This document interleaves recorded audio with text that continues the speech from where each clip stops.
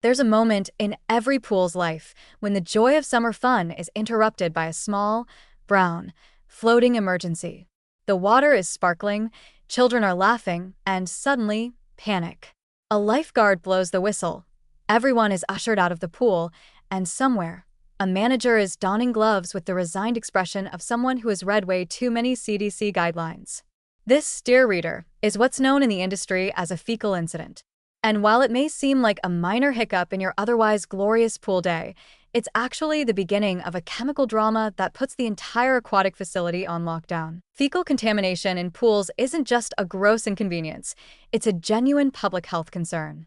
Once feces enter a pool, they release a flood of microorganisms, some of which are capable of causing serious gastrointestinal illness. The real issue isn't the visible part, disturbing as that is. The danger lies in the invisible. Viruses, bacteria, and protozoa like E. coli, norovirus, and the notorious Cryptosporidium. If even a tiny bit of the contaminated water is swallowed, which happens more often than people care to admit, the result can be days of cramps, diarrhea, and a strong desire never to trust a hot tub again. Now, not all fecal events are treated equally. There's the solid, politely contained type formed stool if we're being technical, which is considered less risky.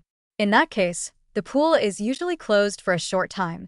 The offending matter is removed with a net, a moment no lifeguard forgets, and the water is treated with an elevated dose of chlorine.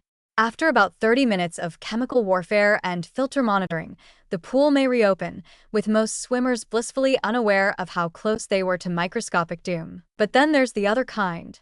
Diarrhea. Loose, cloud spreading, and utterly catastrophic. This is the nightmare scenario. Why? Because diarrhea is far more likely to contain high concentrations of pathogens, particularly Cryptosporidium, the microscopic parasite that's essentially chlorine-resistant. While most germs die quickly in a chlorinated environment, Crypto has a tough outer shell that lets it survive in even well-maintained pools for up to 10 days. That's right. 10 days. It's like the cockroach of the aquatic pathogen world, only invisible and gastrointestinally violent. When a diarrheal incident happens, the CDC doesn't mess around. The response requires raising chlorine to industrial strength levels, 20 times higher than normal, and maintaining that for nearly 13 hours. The pool becomes a biohazard containment zone. No one swims, no one touches the water, and the filters are working overtime. The staff might joke about wearing hazmat suits, but they're only half kidding. Meanwhile, anyone who had a swim in that pool before the incident might find themselves playing a deeply unfun game of symptom roulette over the next few days. What makes all this more frustrating is how preventable most of these incidents are. Parents who bring diapered kids to the pool often assume swim diapers are like magical force fields. They are not. Swim diapers are designed to contain solids, but they're porous and allow liquids, including diarrhea, to escape right into the water. Even kids who are potty trained aren't known for their punctual bathroom decision-making skills. Without frequent bathroom breaks, a pool can go from clean to closed in record time. And then there are the adults, those silent contributors who figure, it's just a little stomach issue.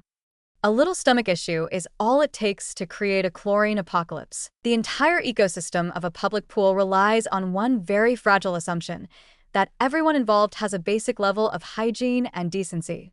Shower before you swim. Don't swim when you're sick. Take your kids out of the water regularly. These seem like simple rules, but they're often ignored. And when they are, it's not just the pool water that suffers. It's the entire community of swimmers, the facility staff, and the poor person who has to fish out the culprit while mentally reviewing their life choices. The next time you see a quiet, pool closed for maintenance sign, take a moment to appreciate what it might be hiding.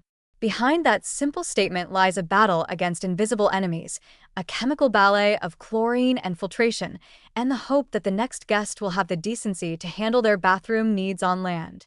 Because at the end of the day, nothing ruins a summer swim quite like the phrase, "We're going to need to superchlorinate."